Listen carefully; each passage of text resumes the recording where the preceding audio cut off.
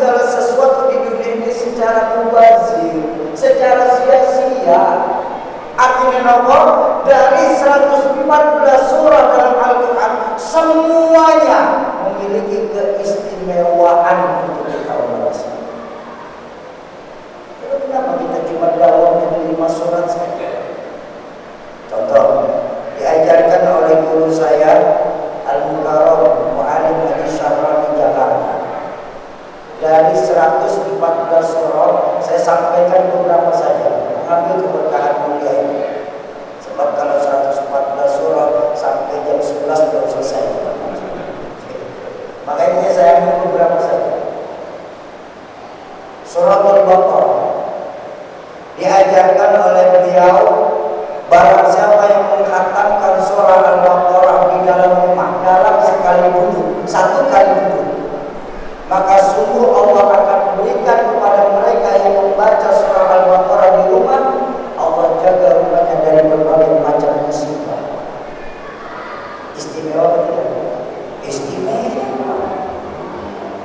Bu, surah Yusuf dan Maryam diajarkan oleh beliau, barang siapa perempuan yang sedang hamil lalu mendawamkan surah Yusuf dan Maryam selama kehamilannya, maka ketika anaknya lahir ke dunia akan diberikan perangai anak tersebut macam Nabi Yusuf dan Siti Maryam. Perangai, bukan muka. Karena ini banyak lah, kita ini ngejual keajaiban Islam. Oh, anak kalau mau ganteng lahirnya mulai dari hamil seringin baca surah Yusuf. Dan kalau Pak Mak ini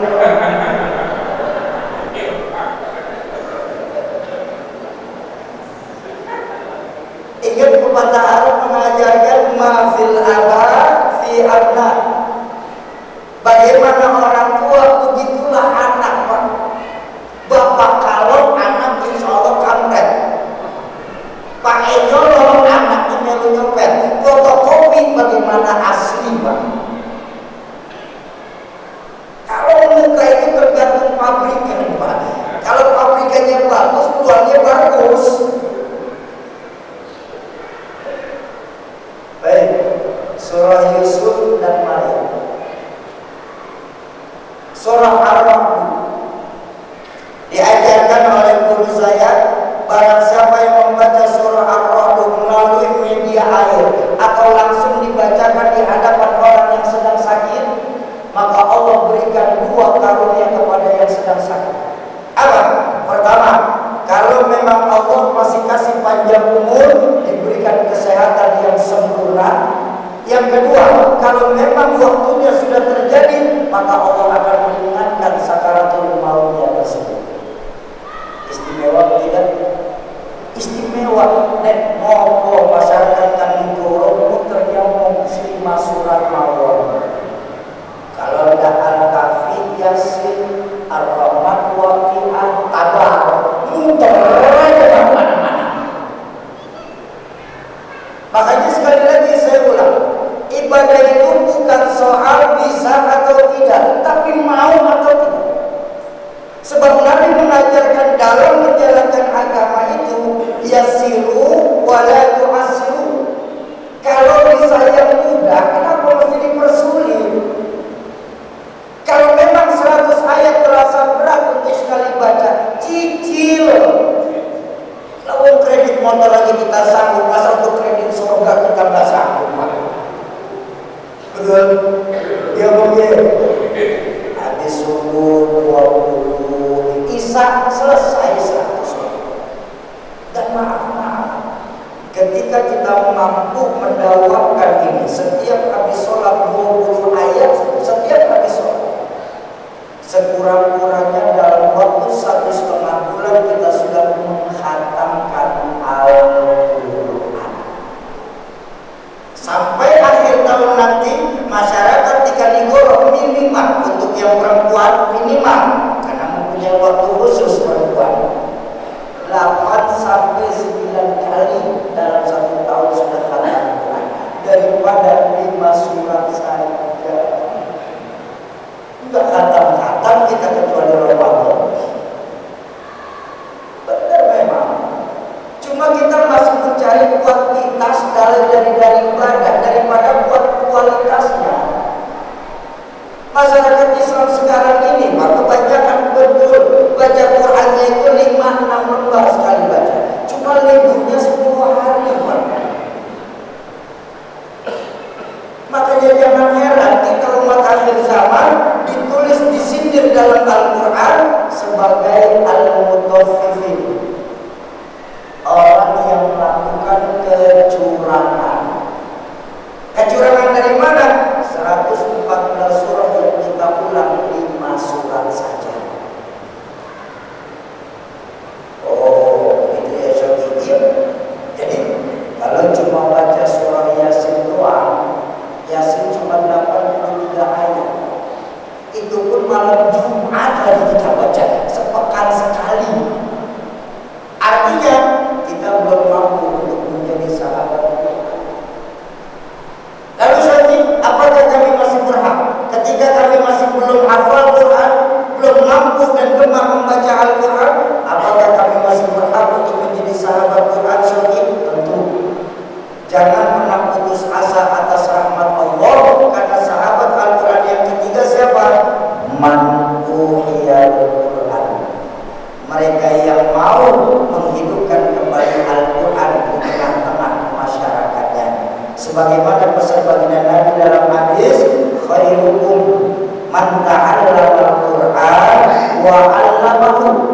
Sebaik-baiknya kita menungso adalah yang terus belajar Al-Quran dan mengajarkan Al-Quran di tengah-tengah masyarakatnya. Nah, makanya Bapak Ibu, atas dasar itu kami ingin mengajak panjenenganipun sedaya sudi kiranya mau membantu kami dalam rangka menghidupkan kembali Al-Quran dan menjadikan Indonesia ke depan lebih Qurani kembali, insyaallah.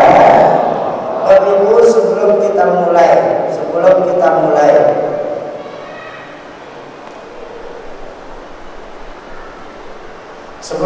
mulai majelis ilmu pada malam hari ini, izinkan sebentar lagi akan ada tim kami yang memintakan kotak infak. Tapi saya harus jujur, lebih baik saya jujur malam ini langsung di hadapan Bapak Ibu daripada nanti di yaumil hisab Bapak Ibu bertanya kepada kami soal infak ini. Ini jauh lebih menakutkan. Tujuan infak malam ini bukan untuk Al-Quran, karena Al-Quran adalah wakaf. Tujuan infak ini adalah mutlak untuk membantu kami dalam rangka safari dakwah bersama Al-Quran. Kok begitu Syaikhim? Karena memang kehadiran kami di berbagai macam majelis taklim dan masjid tidak pernah membadan wakaf Al-Quran meminta biaya dari pengurus masjid, kecuali yang penting siapkan saja jamaahnya.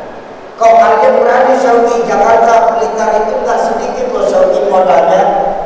Keyakinan kami dari yayasan, program Al-Quran ini kalau mau berhasil harus benar-benar dari umat, maka insya Allah manfaatnya akan terasa kepada umat itu sendiri.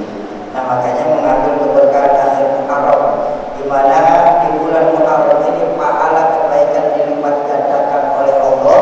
Kami ingin mengajak panjenengan sedaya sudi kiranya membantu kami dalam rangka perjalanan safari dakwah bersama Al-Quran.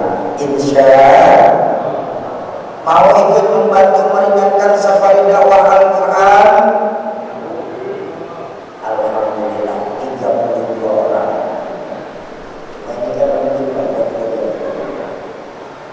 Mau membantu meringankan safari dakwah Al-Quran, bawa duit. Ya terserah. Alhamdulillah. Untuk menghemat waktu bagi Bapak Ibu yang mau ikut membantu kami dalam rangka safari dakwah bersama Al-Quran, monggo siapkan dulu duitnya. Yang tak bawa duit juga nggak apa-apa, pinjam dulu sama sebelahnya. Bercanda. Ayo bercanda maaf. Ayo sambil kotak infak lewat, kita sama-sama bersolawat asyir. Semoga lewat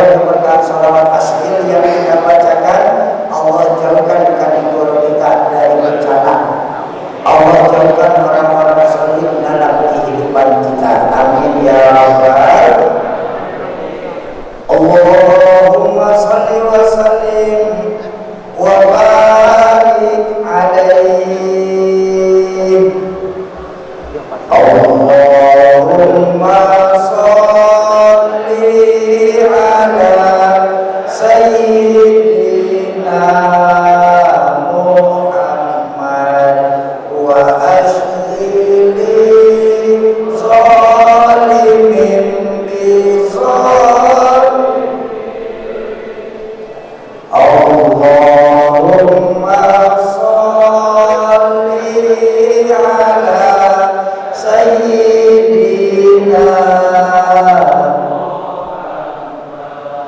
wa ashghili zalimin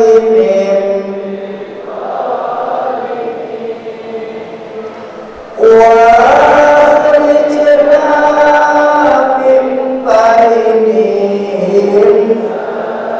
Hadis ya Rasulullah. Wa ala alihi wa sahbihi. Sekali lagi lebih kompak bersalawat. Allahumma salli ala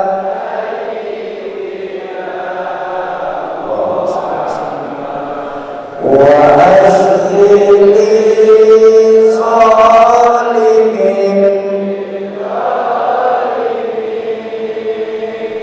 Allahumma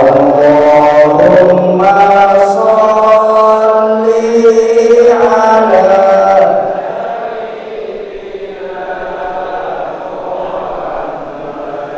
wa ashghili zalimin bizal wa akhrijna min bainihim.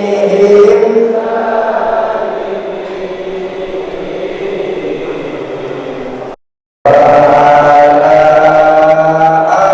alihi wa sahbihi.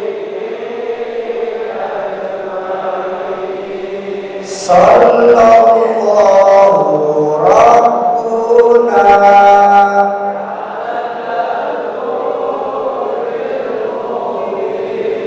Ahmad al-Mustafa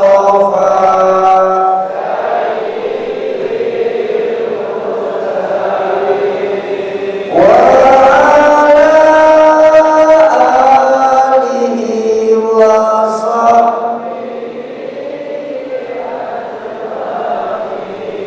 wa ala alihi wa sahbihi. Allahumma salli wa sallim wa barik alaihi. Bapak Ibu, semoga lewat keberkahan majelis ilmu di bulan Muharram ini, Bapak Ibu yang sudah mengeluarkan hartanya secara tunai malam ini, nilainya dilipat gandakan dari Allah, sebagaimana doa para malaikat-malaikat Allah yang ada di dunia ini.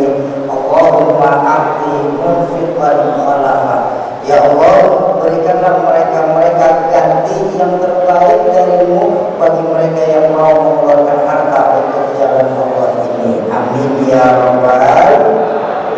Bapak Ibu jamaah ma'asyiral muslimin dan muslimat yang berbahagia, malam hari ini izinkan kami dari Badan Wakaf Al-Quran menawarkan kehadapan keluarga besar jamaah Masjid Nahdlatul Ulama Baitul Muttaqin, menawarkan buah-buah investasi dunia dan akhirat yang paling menguntungkan untuk kita masyarakat Islam. Syauki, kamu ini ibadah kok masih cari untung sih Syauki? Memangnya salah ya? Salah. Lalu ibadah itu yang baik yang seperti apa selain cari untung? Ibadah yang baik itu yang lillahi. Saya tanya langsung boleh? Boleh saya tanya langsung? Bapak Ibu, ibadah yang selama ini kita kita lakukan sebenarnya lillahi ta'ala atau masih cari untung? Ya, saya tanya, ibadah yang kita lakukan selama ini sudah lillahi ta'ala atau masih cari untung? Nggak kompak. Ayo yang kompak. Ini di masjid saja kita sudah mulai nggak kompak. Ayo yang semangat. Kan tadi saya bilang, majelis itu majelis tempat diangkatnya doa. Kalau panjenengan pun pada lemes-lemes, saya khawatir malaikat rahmat angkat doanya ikutan lemes juga. Ayo yang semangat. Ibadah yang kita lakukan selama ini lillahi ta'ala atau nyari untung? Yakin? Betul? Baik, pertanyaan kedua. Kalau memang ibadah panjenengan pun sudah lillahi ta'ala, berapa banyak dari Bapak Ibu yang berani berkata ibadah lillahi ta'ala, tapi dalam sholatnya masih takut neraka, pengen masuk surga? Angkat tangan. Ayo, yang sholatnya masih takut neraka, pengen masuk surga, monggo angkat tangan. Banyak juga lama-lama. Cari lillahi ta'ala. Kalau ibadah masih takut neraka, pengen masuk surga, itu masih cari untung, Pak. Cari untungnya di mana? Masuk surga takut neraka. Memangnya ibadah yang lillahi ta'ala yang seperti apa sih, Syauqi? Diajarkan oleh Sayyidatuna Rabi'atul Adawiyah. Sebentar, Syauqi. Kenapa? Kenapa kamu nggak ngambil contohnya langsung ke Nabi? Ini kan dikit-dikit Nabi sekarang umat Islam. Langsung ke Nabi, dikit-dikit nisbat kepada Nabi. Saya mau bilang, kenapa kalau tidak langsung contoh ke Nabi, tapi kalau ambil dari contoh para ulama? Pertama, jarak kita kepada Nabi itu terlampau jauh. Hampir 15 abad, 1448 sekarang. Betul? Ada masyarakat Kanigoro yang pernah sholat di belakang Nabi, ada? Ada yang pernah dengar Nabi ngajarin? Ada? Ada yang pernah ikut perang sama Nabi? Ada? Lalu kenapa langsung mencontoh kepada Nabi? Padahal jarak kita terlalu jauh.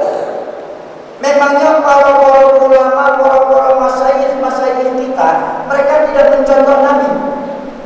Mereka tidak mengambil hukum dari Quran dan hadis. Kan yang dihukum dari Quran dan hadis juga. Jadi kita jangan terlalu dikit-dikit disebut Nabi, dikit-dikit disebut Nabi. Jangan terlalu jauh. Zaman Nabi gak ada handphone. Zaman Nabi gak ada motor. Zaman Nabi kendaraannya onta. Mau kita naik onta? Itu yang pertama. Jangan terlalu pede, dikit-dikit langsung nisbat dengan. Ya. Yang kedua, demi Allah, Pak, demi Allah saya berani berkata, tidak akan ada yang mampu dari kita beribadah lillahi ta'ala dengan cara Nabi. Demi Allah tidak akan mampu. Emang gimana, Syauqi? Kan sama saja, tidak, Pak. Lillahi ta'ala ibadah cara Nabi itu dalam hadis diajarkan, beribadahlah kalian seolah-olah kalian sedang melihat Allah. Tapi kalau kita tidak mampu melihat Allah, maka yakini Allah lah yang pasti melihat kita. Betul? Kalau tanya, berapa banyak masyarakat Kanigoro yang pernah melihat Allah?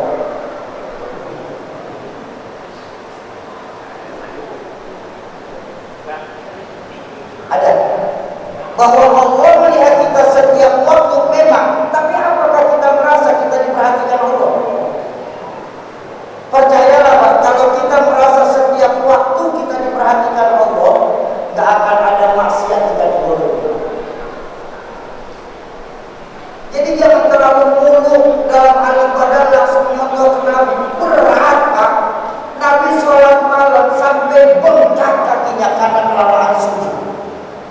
Saya tahu masyarakat Kanigoro juga banyak yang kakinya bengkak.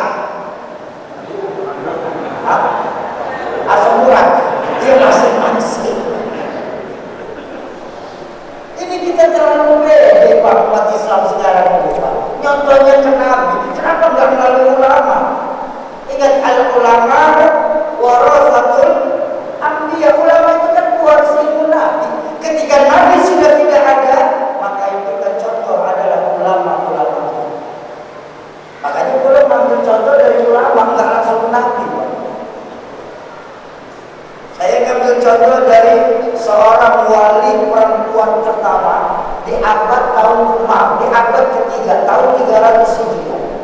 Beliau itu sezaman dengan imam besar saat itu, Al-Imam Hasan Al-Basri. Siapa? Sayyidatuna Rabi'atul Adawiyah. Dan ini lebih mudah nilai ta'alanya. Apa yang diajarkan Sayyidatuna Rabi'atul Adawiyah? Beliau setiap habis ibadah selalu berkata kepada dirinya, apakah dengan ibadah yang saya lakukan sekarang Allah ridho atau tidak? Saya tanya, berapa banyak dari kita ketika ibadah lebih mengharapkan ridho Allah daripada sebatas surga dan neraka saja?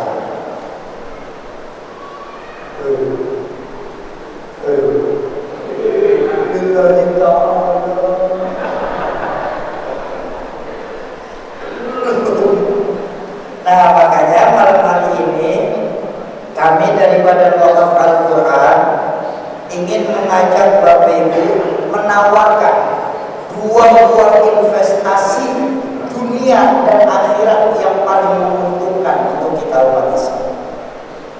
Apa investasi dunianya, Syauki? Sawit, tambang, minyak? Oh tidak, itu urusan dunia kecil buat Allah. Karena investasi yang kami tawarkan jauh lebih hebat dan pasti menguntungkan.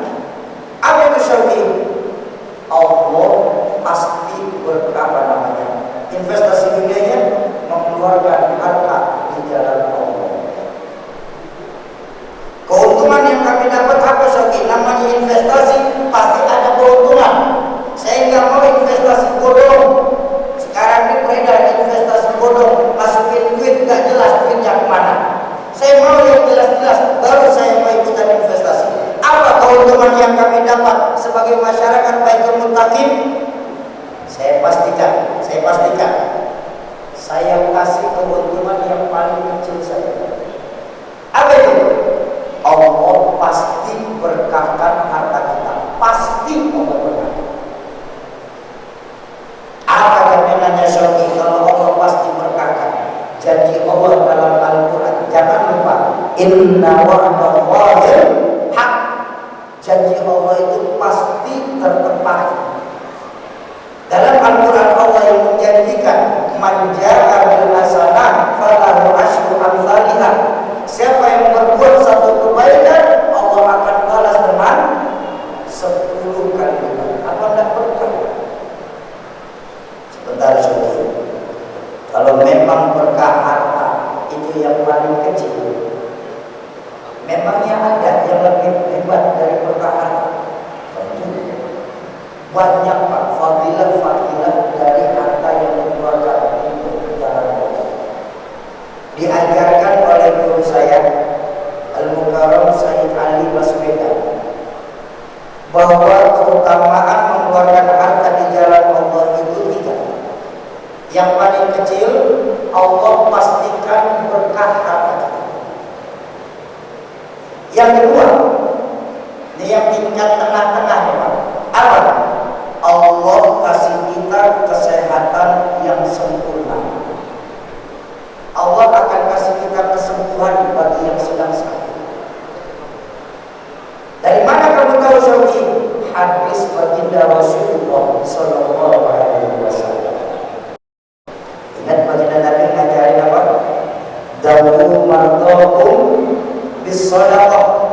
Obati penyakit yang ada di badan kita dengan mengeluarkan harta di jalan Allah Subhanahu wa taala. Makanya saya pesan,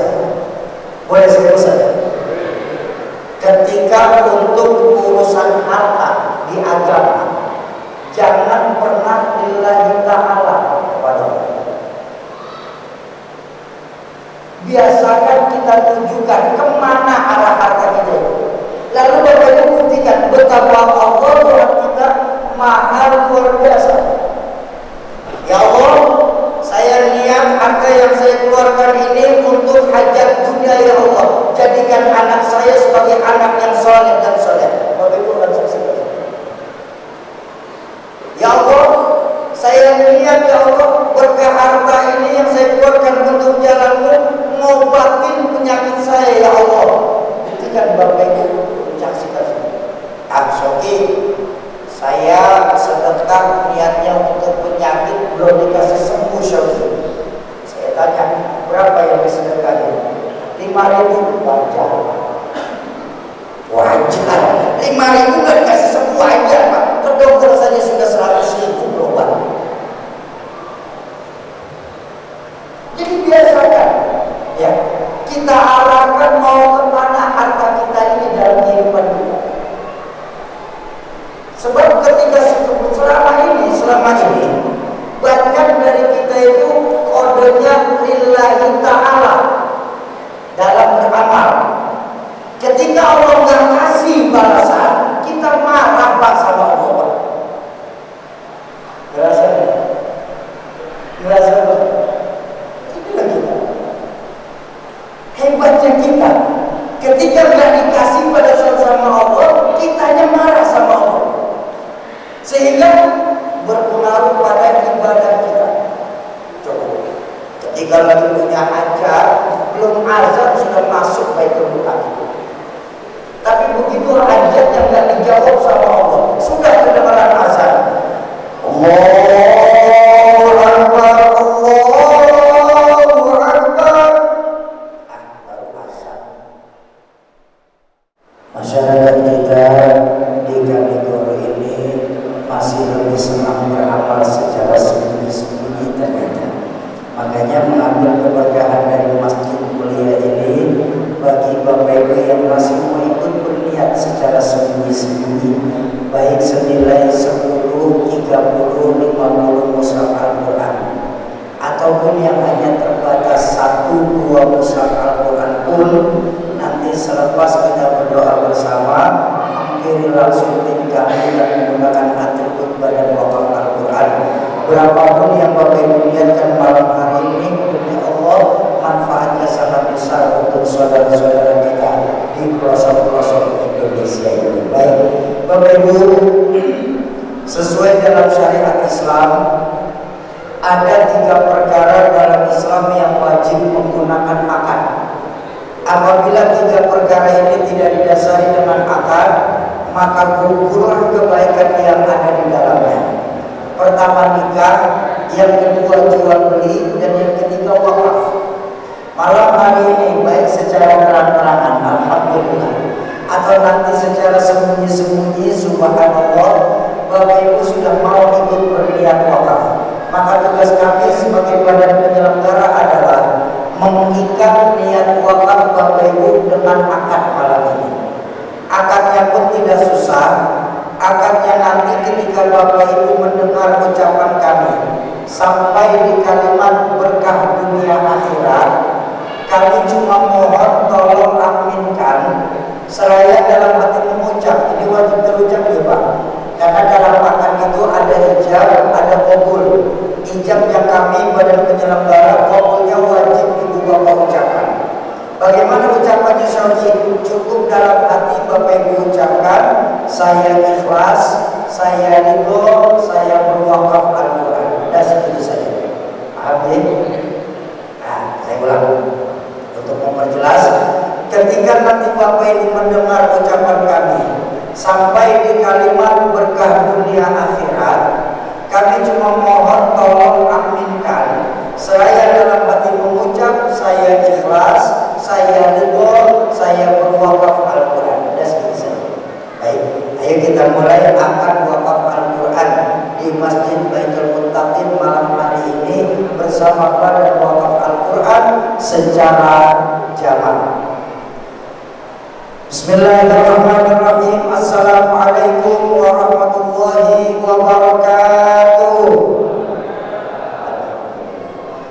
Bapak Ibu para wakaf Al-Quran, para keluarga Allah dan para calon penghuni surganya Allah Subhanahu wa Ta'ala, kami atas nama dari Badan Wakaf Al-Quran menerima niat wakaf Al-Quran yang Bapak Ibu titipkan kepada kami. Semoga lewat keberkahan dari niat wakaf malam hari ini, yang apabila pahala niat wakafnya dikhususkan untuk orang tuanya, keluarganya, suaminya, istrinya, anaknya yang terlebih dahulu mendahulukannya, lewat keberkahan niat wakaf Al-Quran ini sebagai asbab Allah ampuni segala dosa dan kesalahan beliau-beliau, Allah lapangkan alam kubur beliau-beliau. Lewat keberkahan Al-Quran Allah jadikan alam kubur beliau-beliau sebagai taman dari taman surga.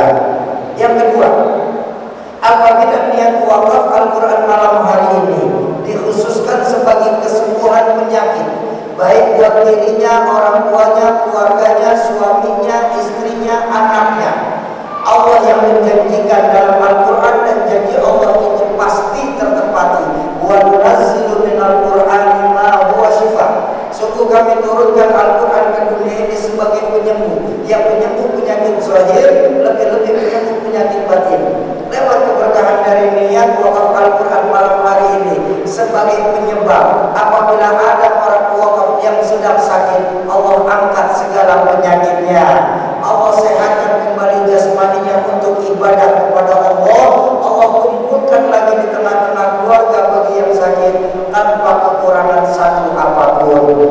Yang ketiga, apabila niat wakaf malam hari ini dikhususkan sebagai hajat dunia, apapun hajatnya itu, tadi saya sebut di awal, orang yang membaca 100 ayat dalam Al-Quran, doanya tidak akan pernah tertolak dari sisi Allah.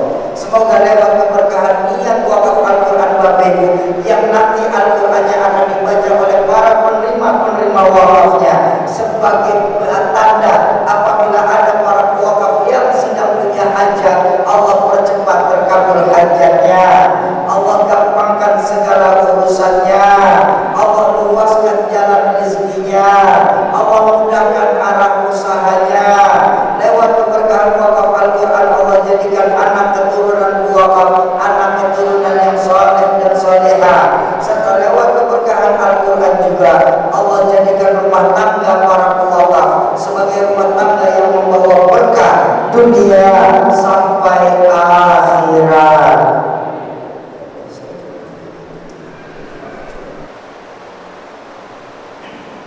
Allahumma ya Rabbana wa anta alimun biha wa basir. Allahumma inna nakhafu minka wa nakhafu man yakhafu minka wa nakhafu mimman la yakhafu minka. Allahumma bihaqqi man yakhafu minka najjina mimman la yakhafu minka. Allahumma bihaqqi sayyidina Muhammadin wa husna bi'ainika allati la tanam wa qufna bika nafika allati la yurah warhamna bi qudratika alaina fala tudrikuna wa anta khibratuna wa rajauna. Rabbufir lana wa liwalidina warhamhum kama rabbuna shighara wa li jami'il muslimina wal muslimat wal mu'minina wal mu'minat al ahya'i minhum wal amwat wa ya qadiyal hajat wa ya qadiyal hajat wa ya qadiyal hajat istajib lana wasilatul mustafa rahman. Rabbana hab lana min azwajina wa dhurriyyatina qurrata a'yun waj'alna lil muttaqina imama. Rabbana atina min ladunka rahmah wa hayyi lana min amrina rasyada. Rabbana zalamna anfusana wa in lam taghfir lana wa tarhamna lanakunanna minal khasirin. Rabbana atina fid dunya hasanatan wa fil akhirati hasanatan wa qina adzabannar. Wa sallallahu ala sayyidina Muhammadin wa ala alihi wa sahbihi wa sallam. Subhana rabbika rabbil izzati amma yasifun wa salamun alal mursalin walhamdulillahi rabbil. Ya Rabbi bil Mustafa balligh maqam wa ghfir lana ma madha ya wasi'al Muhammad